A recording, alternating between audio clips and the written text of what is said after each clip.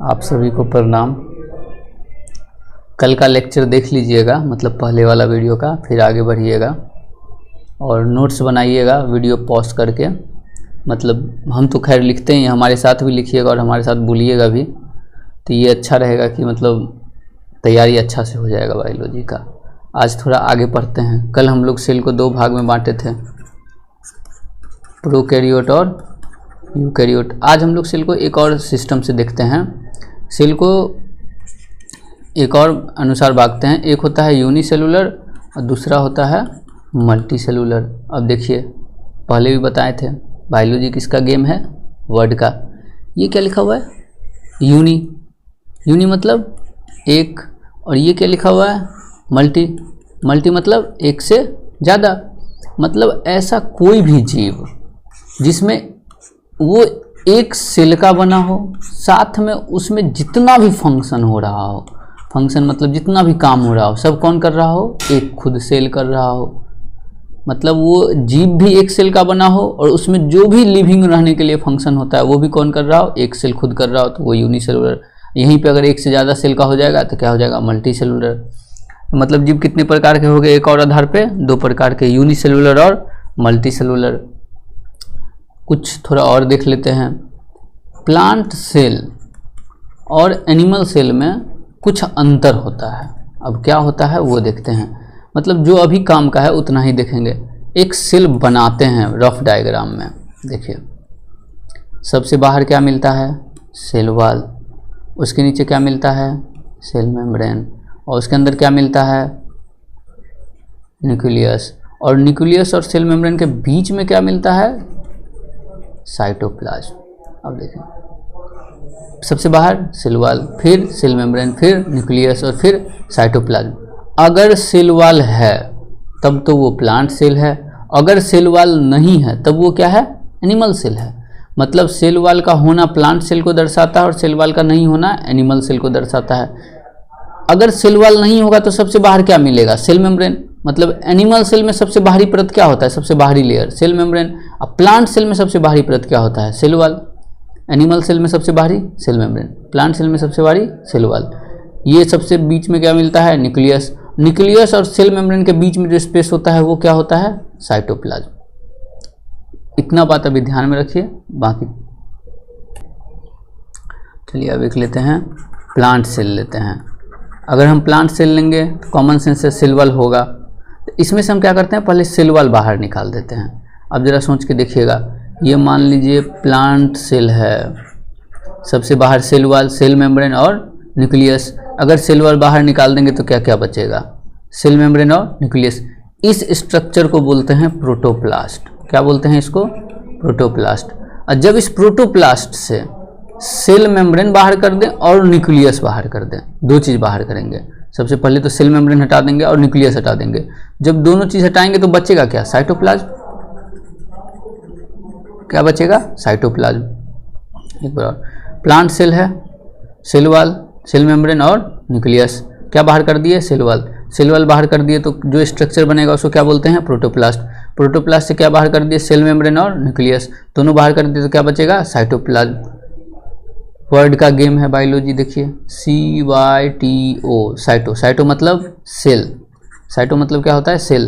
और प्लाज्म मतलब fluid. Plasm मतलब क्या होता है, फ्लूइड। साइटो मतलब सेल, प्लाज्म मतलब फ्लूइड। मतलब किसका फ्लूइड, सेल का फ्लूइड।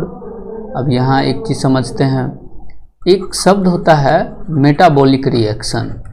क्या होता है, मेटाबॉलिक रिएक्शन। मेटाबॉलिक रिएक्शन का मतलब होता है किसी भी जीव के अंदर जितना भी केमिकल रिएक्शन चल रहा हो, जितना भी केमिकल रिएक्शन चल रहा हो उसको एक साथ मिला के क्या बोलते हैं, मेटाबॉलिक रिएक्शन। क्या शब्द है, मेटाबॉलिक रिएक्शन। किसी भी जीव के अंदर जितना भी केमिकल रिएक्शन चल रहा हो उसको एक साथ मिला के क्या बोलते हैं, मेटाबॉलिक रिएक्शन। साइटोप्लाज्म जो है ना, ये मेन एरेना होता है। एरेना मतलब होता है जगह, मेन जगह है किस चीज़ के लिए, मेटाबॉलिक रिएक्शन के लिए। हम ये नहीं बोल रहे हैं सिर्फ यहीं होगा, लेकिन हम बोल रहे हैं मेन एरेना है। मेन मतलब मुख्य जगह है ये मेटाबॉलिक रिएक्शन के लिए। तो साइटोप्लाज्म का एक पॉइंट क्या याद रखना है अपने को कि ये मेन एरेना है। उसके बाद इसको हम 3 पार्ट में बांटते हैं। कितने पार्ट में बांटते हैं? 3, स्टेट के अनुसार। स्टेट मतलब मैटर का स्टेट आपको पता होगा, सॉलिड, लिक्विड और गैस, वो वाला सिस्टम। स्टेट के अनुसार पहला जो इसका फ्लूइड पार्ट है ना, उसको बोलते हैं हाइलोप्लाज्म। जो इसका सॉलिड पार्ट होगा उसको बोलेंगे ट्रोफोप्लाज्म। और इसमें कुछ इंक्लूजन बॉडी मिलता है। इंक्लूजन बॉडी क्या होता है वो समझिए। इंक्लूजन बॉडी मतलब होता है कार्बोहाइड्रेट, प्रोटीन, इस सब का ग्रेन्यूल मिलना। ग्रेन्यूल मतलब होता है दाना दाना नुमा स्ट्रक्चर मिलना। तो ये हो गया इंक्लूजन बॉडी। जो लिक्विड पार्ट होगा, लिक्विड मतलब पानी वाला सिस्टम वाला पार्ट होगा, वो हाइलोप्लाज्म। जो सॉलिड पार्ट होगा उसको ट्रोफोप्लाज्म। अब सॉलिड पार्ट में क्या आएगा? सेल ऑर्गेनल आएगा। सेल ऑर्गेनल आएगा। सेल मतलब कोशिका, ऑर्गेनल मतलब अंग। मतलब कोशिका अंग सॉलिड होता है, सॉलिड होता है तो इसलिए ट्रोफोप्लाज्म। बाकी जो भी लिक्विड पार्ट है उसको हाइलोप्लाज्म। और जो कार्बोहाइड्रेट प्रोटीन का ग्रेन्यूल होता है उसको बोलते हैं इंक्लूजन बॉडी। मतलब साइटोप्लाज्म में कितने पॉइंट याद रखने हैं? 4। सबसे पहले तो ये मेन एरेना है किस चीज़ का? मेटाबॉलिक रिएक्शन का। दूसरा ये हाइलोप्लाज्म लिक्विड पार्ट को, ट्रोफोप्लाज्म सॉलिड पार्ट को, और इंक्लूजन बॉडी इस दोनों के ग्रेन्यूल भाग को। अभी जस्ट बोले हैं केमिकल रिएक्शन, सारे केमिकल रिएक्शन को मिला के क्या कहते हैं? Metabolic reaction. ये सबसे मुख्य कहाँ पे होता है? साइटोप्लाज्म में। अब जो हम लोग प्रोटोप्लास्ट अभी देखे थे उसका देखते हैं स्टेट क्या क्या होता है। इसको देखने से पहले थोड़ा एक शब्द होता है सॉल्यूशन। सॉल्यूशन शायद आप लोग सुने होंगे कि सॉल्यूशन बनता है सॉल्यूट प्लस सॉल्वेंट से, जिसमें सॉल्यूट का मात्रा होता है कम, सॉल्वेंट का मात्रा होता है ज़्यादा। जैसे मान लीजिए एक गिलास ले रहे हैं, इसमें है ये H2O पानी, इसमें मिलाएं शुगर। तो पानी में शुगर मिलाते हैं या शुगर में पानी? जाहिर सी बात है पानी में शुगर मिलाते हैं तो पानी का मात्रा होता है ज़्यादा, शुगर का मात्रा होता है कम। जो मात्रा कम वो हो जाएगा सॉल्यूट, जो मात्रा ज़्यादा वो हो जाएगा सॉल्वेंट। इसी सॉल्यूट को एक और नाम से जानते हैं हम लोग, उसको बोलते हैं डिस्पर्स्ड फेज। क्या बोलते हैं? Dispersed phase. और इसी सॉल्वेंट को एक और नाम से जानते हैं, उसको बोलते हैं डिस्पर्सन फेज। मतलब अगर डिस्पर्स्ड फेज बोले तो हम लोग के दिमाग में सॉल्यूट आना चाहिए, और अगर डिस्पर्सन फेज बोले तो दिमाग में क्या आना चाहिए? सॉल्वेंट। अगर डिस्पर्स फेज बोल रहे हैं तो इसका मात्रा हो जाएगा कम, और डिस्पर्सन फेज बोलेंगे तो इसका मात्रा हो जाएगा ज़्यादा। और दोनों मिलके क्या बना देगा? सॉल्यूशन। मतलब सॉल्यूशन के लिए 4 शब्द याद रखना है। पहला सॉल्यूट, सॉल्वेंट, डिस्पर्स फेज और डिस्पर्जन फेज। जिसमें से जिसको सॉल्यूट बोलते हैं उसी को डिस्पर्स्ड फेज बोलते हैं, और जिसको सॉल्वेंट बोलते हैं उसी को डिस्पर्सन फेज बोलते हैं। चलिए आगे देखते हैं थोड़ा और। ये जो सॉल्यूशन है इसमें 2 चीज़ था, डिस्पर्सन फेज और डिस्पर्स फेज। उसके स्टेट पे, स्टेट मतलब हो गया, स्टेट ऑफ मैटर मतलब हो गया या तो सॉलिड या लिक्विड या गैस।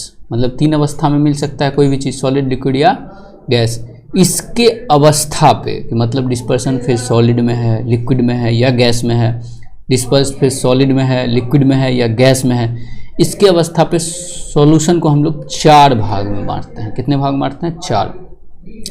सबसे पहला वाले को बोलते हैं सोल, दूसरे को बोलते हैं जेल, तीसरे को बोलते हैं इमल्सन, और चौथे को बोलते हैं एरोसोल। पहले को क्या बोलते हैं? Sol, gel, emulsion, aerosol. तो सोल में क्या सबसे डिस्पर्सन फेज क्या मिलेगा? लिक्विड। डिस्पर्सन फेज का मैटर क्या होगा? स्टेट क्या होगा? लिक्विड। और डिस्पर्स फेज का क्या होगा? सॉलिड। जेल में डिस्पर्सन फेज होगा सॉलिड, और डिस्पर्स फेज क्या होगा? लिक्विड। इमल्सन में डिस्पर्सन फेज भी लिक्विड और डिस्पर्स फेज भी क्या होगा? लिक्विड। एरोसोल में डिस्पर्सन फेज हो जाएगा गैस और डिस्पर्स फेज हो जाएगा सॉलिड या फिर लिक्विड। अब एक बात बताइए, अभी जस्ट हम लोग पढ़े हैं ना, कौन ज़्यादा होगा, डिस्पर्सन फेज या disperse phase? Sir dispersion phase ज़्यादा, डिस्पर्स फेज कम। एग्जाम्पल देखते हैं। सोल का एग्जाम्पल जो हम लोग याद करने की कोशिश करेंगे वो होगा ब्लड। कैसे? ब्लड कैसा होता है? पानी जैसा या सॉलिड होता है? पानी जैसा होता है, मतलब लिक्विड होता है। मतलब ब्लड में कहीं ना कहीं लिक्विड ज़्यादा है। अच्छा, इसमें सॉलिड क्या होता है? इसमें सॉलिड होता है इसका कोशिका, सेल, जैसे RBC हो गया, WBC हो गया, लिम्फोसाइट हो गया, ये सब इसका सॉलिड पार्ट है। वह सॉलिड पार्ट किस में है? लिक्विड वाले पार्ट में, मतलब प्लाज्मा में। दूसरा जेल का एग्जाम्पल देखते हैं। जेल का सबसे बेस्ट एग्जाम्पल है पेस्ट, जो हम लोग यूज करते हैं। उसमें सॉलिड ज़्यादा होता है, लिक्विड कम होता है। इमल्सन, अच्छा सॉल्यूशन बनाने के लिए एक जरा चीज़ सोच के देखिए, दो अलग अलग चीज़ें मिलाएंगे। अगर पानी में पानी मिलाएंगे तो कभी भी सॉल्यूशन बनेगा नहीं बनेगा, लेकिन अगर पानी में कुछ भी और मिला दे पानी के अलावा तो सॉल्यूशन हो सकता है बन जाए। भले वो मिक्स करे या ना करे वो अलग बात है, लेकिन सॉल्यूशन तो बन जाएगा। तो लिक्विड का एग्जांपल है, सबसे बेस्ट एग्जांपल जो अपने को याद रखना है वो है मिल्क। और गैस ज़्यादा होना चाहिए, सॉलिड या लिक्विड कम होना चाहिए। इसमें जो अपने को एग्जांपल रखना है वो रखना है फोम। फोम वो जो हम लोग दाढ़ी बनाने वक्त यूज करते हैं, या फिर स्प्रेयर, सेंट जो वो होता है स्प्रेयर वो, या फिर जब धूल उड़ता है हवा में, धूल जब उड़ता है, विंड वेलोसिटी जब विंड जब चलता है तेज़ी से, जब आंधी आता है तो उस समय जो वो धूल उड़ाता है वह धूल भी कुछ इसी का एग्जाम्पल होता है। अब अपन लोग सेल का साइज समझने का कोशिश करते हैं। सेल का क्या समझते हैं? साइज। अब देखिए एक शब्द होता है माइक्रोस्कोपिक, एक शब्द होता है अल्ट्रा माइक्रोस्कोपिक। अब देखिए माइक्रो मतलब छोटा, स्कोपिक मतलब देखना, मतलब माइक्रोस्कोप जैसे होता है जिसे देखते हैं हम लोग, अल्ट्रा माइक्रोस्कोपिक। अल्ट्रा मतलब क्या हो जाए? जो छोटा है उससे भी छोटा। एक तो हुआ माइक्रोस्कोपिक जो छोटा है, अल्ट्रा माइक्रोस्कोपिक हो गया जो छोटा है उससे भी छोटा। तो माइक्रोस्कोपिक में माइक्रो ऑर्गेनिज्म जो हम लोग पढ़ते हैं, बैक्टीरिया, फंगी, माइकोप्लाज्मा, ये जितना भी हैं जो हम लोग, अलगी हो गया, यूनिसेलुलर अलगी, ये सब अल्ट्रा माइक्रोस्कोपिक में हम लोग रखते हैं वायरस को। तो अब एक बात बताइए, छोटा कौन होगा सबसे ज़्यादा? वो वायरस सबसे छोटा होगा या बैक्टीरिया, फंगी, माइकोप्लाज्मा सबसे छोटा होगा? जाहिर सी बात है वायरस सबसे छोटा होगा। जब हम सेल का साइज देखते हैं तो हम लोग तीन याद करते हैं रेंज जनरली। जो सबसे छोटा है वो ये है वायरस, और वायरस सबसे छोटा के साथ साथ ए सेलुलर है। अब ये ए सेलुलर क्या होता है वो देखिएगा। सेलुलर मतलब सेल का बना हुआ, और बायो में किसी भी शब्द के आगे अगर ए लग जाए इसका मतलब होता है वो नहीं होता है, उसका नहीं मिलना, जो उसके आगे होगा उसका नहीं होना, ये दर्शाता है। सेलुलर मतलब सेल का बना हुआ, ए सेलुलर मतलब जो सेल का ना बना हो। Very good. एक बराबर, बायो में किसी भी शब्द के आगे ए लग जाए उसका मतलब होता है उसका उपस्थित नहीं होना। सेलुलर मतलब जो सेल का बना हो, ए सेलुलर मतलब जो सेल का ना बना हो।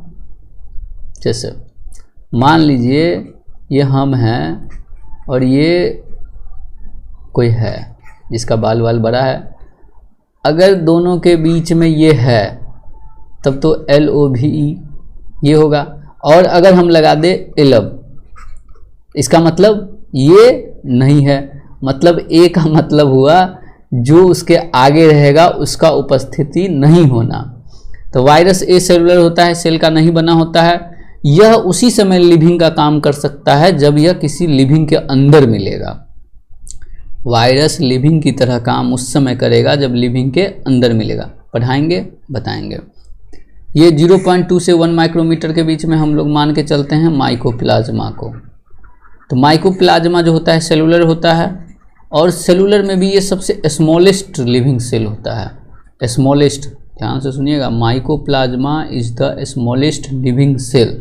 2 से 5 में हम लोग जनरली बैक्टीरिया को रख देते हैं, फंगी को रख देते हैं। हमारा RBC का शेप कितना होता है? 7 माइक्रोमीटर। हमको अगर नॉर्मली पूछा जाए कि नॉर्मल कितना कंसीडर करते हैं हमारे सेल का साइज, तो 10 माइक्रोमीटर के आसपास। ध्यान से सुनिएगा, ये सब डाटा वेरिएबल है, कोई मतलब फिक्स नहीं होता है ये सब चीज़।